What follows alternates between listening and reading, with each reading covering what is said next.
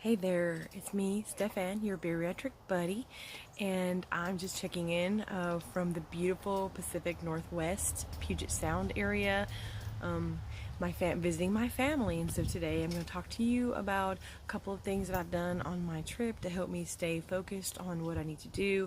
Kind of basically what it's like to travel after you had surgery, and then also what it's like to visit people that you haven't seen since you lost weight, like people in years. Kind of like an informal unveiling. Yeah, it can be very stressful. So yeah, let's go ahead and get started. So today I'm like, month 5, 6. It's Memorial Day weekend. It's beautiful. It's like 75 degrees. Oh my goodness. And I'll stand up so you can see how I look. This is how I look. Got a little flub. It's quickly going away. Sorry. Just see my...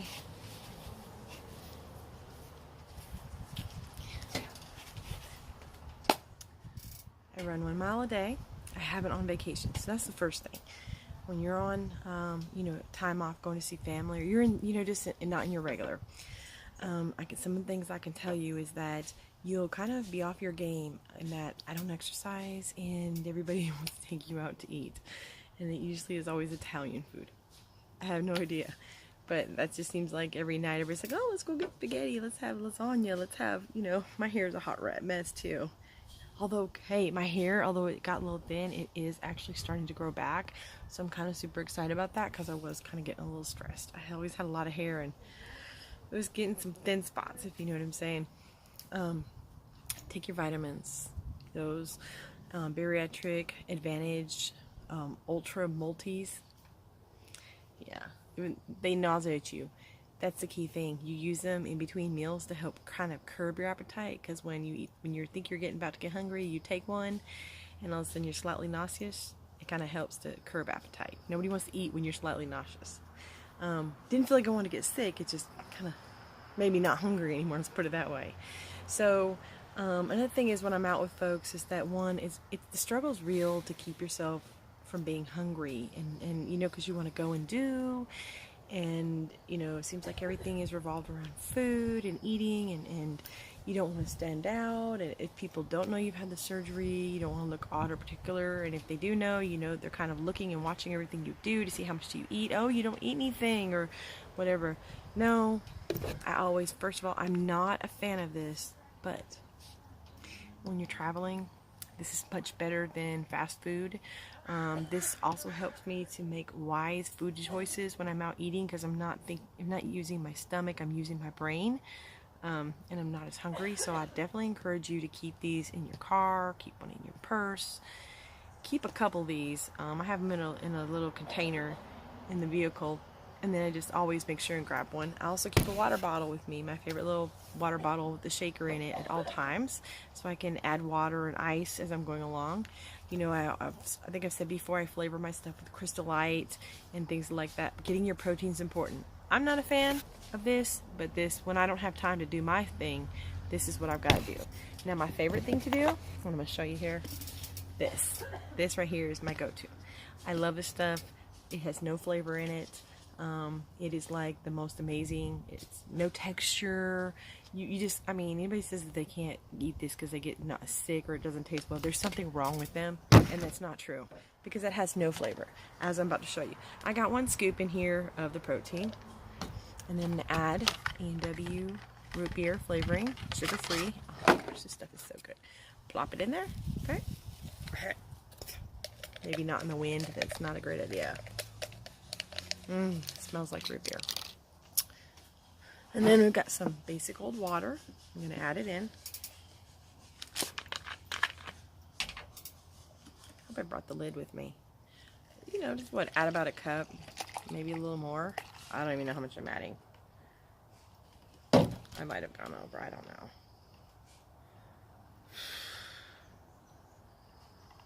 I'll do 10 ounces. Maybe I'll need more. I don't know. Anyways, this stuff obviously dissolves pretty easy in water. And it's not fluffy. It's slightly, only because it'll be fluffy because I'm about to shake it. It'll have foam to it, but that'll be gone pretty quick. Yeah.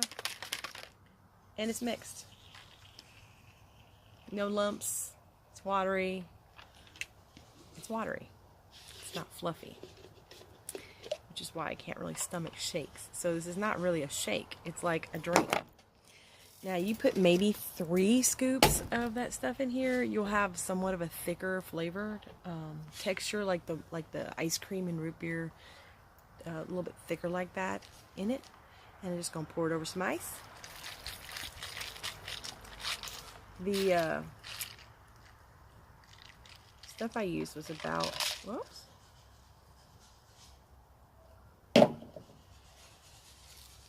These are awesome. Always have one on hand. Put my little lid on. See, I don't have time for that when I'm out and about with people. Like, I don't want to be all like, oh, let me get my shaker. So these are a get by. But I can tell you that if I just relied on this would be about 120 calories, no sugar, no carbs, and 10 grams of protein. This has got like sugar, a little bit of fat, 160 calories for every 30. But the trade-off is that when you're hungry and you're about to eat, you better have something. Because then you can sit at the restaurant and you can be in control of your body and stomach and just kind of like, I don't know, eat wise. If that makes sense. You can just eat wise because you're just eating to be social. I don't know how to explain it. But you can eat, you know, just eat a chicken breast and you're good. So, hold on.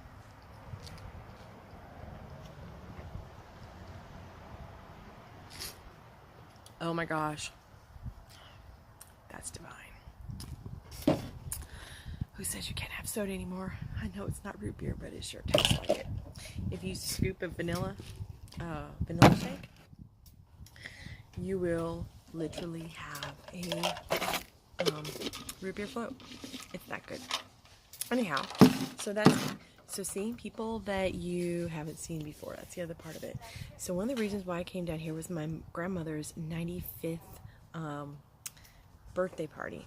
And it was a surprise that I was going to be here. And none of the people in the family had seen me since I lost weight. So I wish I could put pictures in here, because if I did, you'd understand. Like when I started these videos, I had already lost a good bit of weight on my own, which is one of the things I encourage you to do. If you're going to have a weight loss surgery, lose weight on your own. Because the first thing people will say to you is that, oh, you just got the easy way out, and you'll sit there and you'll get defensive about it. Or they'll say, you know, like you couldn't have done it without the surgery. They won't say it, but it's implied in what their mannerism is, or the way they look at you, that glazed over look when they ask you, what did you do to lose all this weight? You look incredible.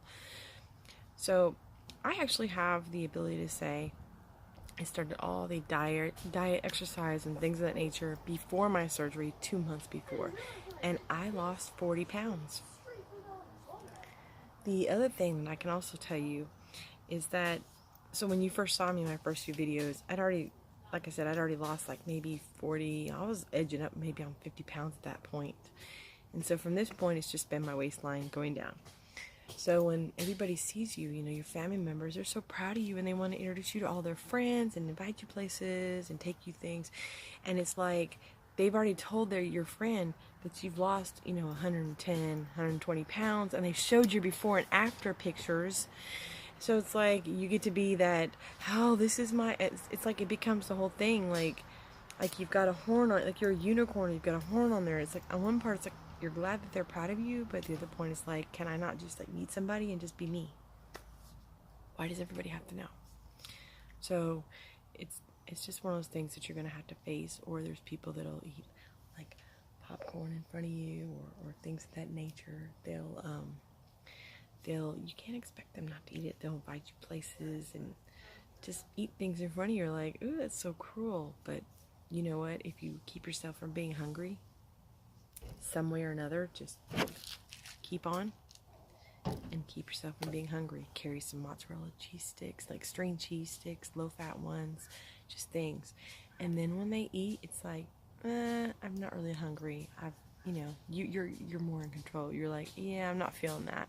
Like, it's just not worth the calories. And the other thing is when you see people that they were bigger than, they were always skinnier than you, and then you see them and you're you're skinnier than them now. It's kind of like you upset the apple cart a little bit. I don't know how to explain it. Like, all of a sudden, people don't want to take a picture with you because you're smaller. And I don't, I don't want to put anybody in an awkward situation and tell them, hey, you gotta take pictures with me. And here they're trying to get the angle right. And you're just like, wherever you want to take it, I'm good. Like, you have like a little bit right here. But other than that, I'm like, it's not like it was before. It's like, you can take an angle, we can go where, hey, I'm all good, whatever you want to do, I'm good with it. So there's just a little bit of confidence that goes with it. And so, again, jog a mile. Not walk, jog a mile every day. You can do all these things. I get 60 grams of protein from this already. I eat food too. I eat chicken, I eat turkey, I eat things like the little string cheese sticks, spinach, pumpkin soup is your friend. Pumpkin soup is your friend. Chicken broth, some seasonings in it. Try to limit the salt. That is just a little pat of butter. Pumpkin soup is your friend. I'm just trying to think all the things that I do. I'll eat spaghetti sauce, although it tend to have sugar in it. So every day I eat at least a little bit of oatmeal, at least a half a serving. If I cook it, or I can do a whole serving if I do it quick oats. You know what I mean? Like in the fridge, it's not all puffed up. I could do a whole serving of that.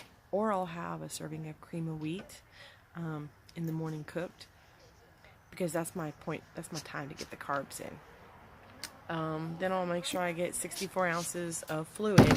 And so the way I get the protein and the fluid in is usually something like this. You figure if I put another scoop in there, 2 more scoops, now I've got 30 grams.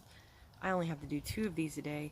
So I usually try to just put 1 in there, 10 in there, and then just make sure, for every 10 ounces of water, I get a scoop of protein in. It's however you want to. Just 64 ounces of fluid, 60 grams of protein. And then I eat, of course, like I said, a piece of chicken, pieces of, I do that whole thing. But I probably am not very good about getting my protein in first. I have to sleep, so I just keep my portions small, and doing this helps me. This kind of helps me. So anyhow, hope you're having a great time. I know I'm going to enjoy my journey here at the Pacific Northwest. This is my home area for me. Beautiful people, beautiful. Like the Puget Sound is the most beautiful place in the summer. All the rest of the year it's cold and rainy. It's a beautiful 75 today with a beautiful breeze, that that cool breeze coming off the water, and you're just like, oh my gosh. And I'm about to go leave y'all and get some more freckles on my face, because in Alabama, I'm just gonna be honest with you, the sun is hot and you can stand out there, but I swear you don't get freckled. Out here the sun is so hot, it's a clear sun. And so if I stayed out too long, I'd actually get a burn. So anyways, take care and have a great one.